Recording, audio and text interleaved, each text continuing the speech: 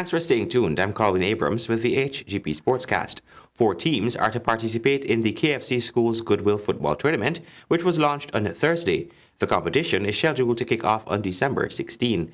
Stanford Howard has the details. The tournament, which was conceptualized since last year, is about to bear fruit. KFC and the Petra organization have joined forces to put together a Goodwill Schools Football Tournament. This year, the Shiv Boys Hindu College of Trinidad and Tobago and Anai Secondary School will participate with 2 other schools, which are to be identified at a later date. Director of Petra Organization Troy Mendonca is hopeful that the tournament will fulfill its intended purpose. The Petra Organization, over the years, would have made valiant efforts to, have football play within the school system. I think with the interest of the Guyana Football Federation, where they want to go in terms of development through the youths, I think they themselves will be embarking on schools program. And, at this point in time, we just want to say that we as an organization will continue to, give support to wherever and however it's possible to enhance the sport, especially at the school level. We might not have the correct model because of the mere fact that our concentration basically is in one geographical location, but we're willing to give a lending hand to the different stakeholders so that we all can achieve one goal. President of the Guyana Football Federation, Wayne Ford, is pleased that KFC is getting involved in the development of football, especially when it comes to filling the gap in youth football. As would have been clearly demonstrated over the past 2 and I guess 2/3 year of my administration, there's been particular emphasis on youth development because we understand that football is one other tool that we can use to intervene in the lives of young people. While we are actively developing formats and models for the game, essentially what we're doing is developing people. And I'm pleased to see that KFC has reestablished its brand presence in the local market. I see all evidence of a business that is serious and committed to its customer, and I'm happy and pleased that they are making such a timely investment in some of the most precious commodities that we have, which is our young boys. Manager of the KFC Hing Street branch, Ms. Madonna Nelson, spoke about the reason KFC decided to embark on that initiative.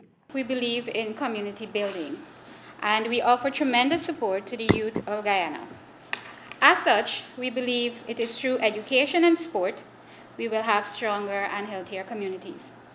This is why we have chosen to offer full support to the Petra organization. While this is our first year in sponsoring the Goodwill Tournament, we have noted that the Petra organization in the past has made its mark in impacting communities and schools through sports. As such, KFC is proud to be the title sponsor for this event. Reporting for the HGP SPORTSCAST, I am Stanford Howard. The Guyana Football Federation on Friday launched and signed a 2-year memorandum of understanding with the Guyana Beverages Inc. for the Fruta Cool Kids grassroots football program. The signing was done at the GFF Secretariat boardroom. The grassroots program will now be done in all 9 regional member associations across the country. Commercial manager of the Guyana Beverages Inc., Samuel Arjun, said that he was excited about the partnership since the company is delighted to be helping to birth the next generation of players. Equally important, and in fact more important, I think we're making this investment through Mr. Wayne Ford's leadership and introduction to football fraternity in Guyana is quite exemplary. We all know what has been happening with football in Guyana. And through my readings and my research, I have a mandate as well to report to my board and to maintain some level of integrity. Through Wayne Ford's leadership, I think the football in Guyana has come a far way, and I think that is why we're on board, Mr. Wayne Ford. So congratulations for your leadership and vision and the passion you bring to footballing. President of the GFF, Wayne Ford, took the opportunity to thank the GBI for their support, not just for this initiative, but also others in the past. Guyana Beverage Inc. has demonstrated at many critical points of our sporting development history that it took the decision single-handedly to invest in sporting activity and supporting clubs and other sporting institutions without the requisite support from other bodies and other corporate partners that are indigenous to Guyana. Sometimes we forget that this is a company whose origin began in Trinidad. And when we look at the investment that they have been making in sport development in Guyana, it is sometimes an indictment in many ways for some of our indigenous companies. Further, Ford said that all regional member associations have their part to play. Grassroots sessions will be organized in collaboration with the Guyana Football Federation technical team, because the grassroots program is very specific in terms of what needs to be delivered in a grassroots session. And the collaboration is between the federation and the association.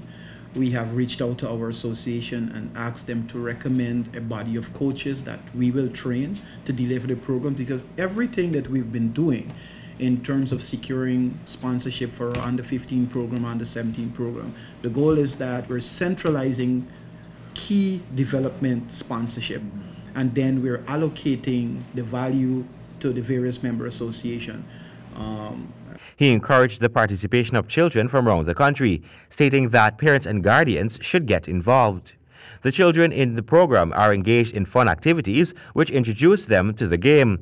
And as part of this partnership between the GFF and the Guyana Beverages Inc., it will provide constructive activities for children in vulnerable communities. Colwyn Abrams, HGP Sports. We now turn our attention to cricket. After trouncing the Leeward Islands by 114 runs in the third round performance in the regional under-19 cricket tournament, Guyana now is tied on 6 points with Barbados after round 3 in the one-day format. Barbados still has the upper edge on the leaderboard based on the net run rate to take the top spot with a net run rate of 1.509. Guyana is in second with 2.113, while the Windward Islands is in a distant third with minus 0.329. Guyana under-19's next match is on Saturday against Barbados.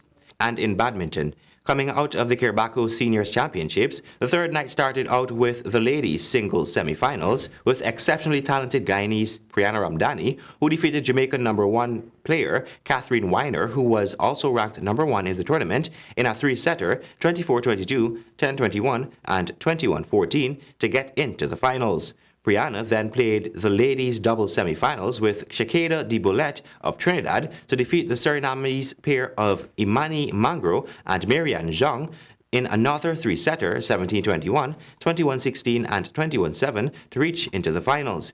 Priyana then played the mixed doubles semi-finals with Narayan Ramdani, but lost in yet another three-setter to experienced #1 seeded players Dekeel Thorpe and Tamisha Williams of Barbados, 21-17, 17-21, and 22-20. In the men's doubles semi-finals, Narayan Ramdani and Jonathan Mangra lost to an experienced Surinamese duo, 21-15, 21-8, and settled for a bronze. We'll now turn our attention to cycling. In celebration of the 175th anniversary of Georgetown becoming a city, the National Sports Commission, in collaboration with cycling coach Hassan Mohammed, hosted a cycling meet in the inner circuit of the National Park on Friday. The meet featured several veteran and youth races. As you could see, the race going on right now, veteran, and those who participate in the Teach Them Young program is allowed to ride. Only seniors is not allowed to ride. Hassan Mohammed. Youths from the Teach Them Young cycling program had the opportunity to take to the circuit to compete, some doing so for the first time. Results for the race will be broadcasted in a subsequent newscast. And finally, the National Sports Commission donates sports gears to the Ghana Karate Federation. Stanford has more. The Guyana Karate Federation received a boost of gears when Director of Sports to the National Sports Commission made a sizable donation of sporting equipment to the Federation. The gesture was made after the Federation had formally written to the Sports Commission on the type of equipment they needed. The NSC was able to garner funds from the national budget to purchase those equipment. Today we take the opportunity to officially hand these equipment over to Mr. Puri and the Federation. We hope that these equipment can be used to further those athletes in their pursuit, and of course it is not a one-off donation or contribution to them, but rather it is a start.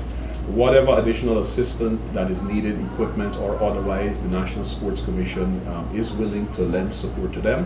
But of course, as we mentioned in the onset, is that those requests has to be made to the Sports Commission in a timely manner so that we will be able to honor their requests. Amir Khoury, president of the Karate Federation, was elated about the sizable donation. We had not expected this huge donations on behalf of the Sports Commission as well as the government. We are very grateful, and we will use this towards the benefit and development of the sport of karate. The Guyana Karate Federation, which comes under the WKF, World Karate Federation, as you can see, the equipments are WKF approved. So this will go a long way, especially when we are sending teams abroad. They will need WKF approved equipment to compete, and this will help them if they cannot afford to do so. It will also be used in our tournaments. He also noted that such equipment will aid in the upcoming senior national tournament set for the 30th of September. Reporting for the HGP SPORTSCAST, I am Stanford Howard. Thank you, Stanford, and that is the end of our Sportscast for today. Remember, if your dream is big enough, the facts don't matter. Goodbye.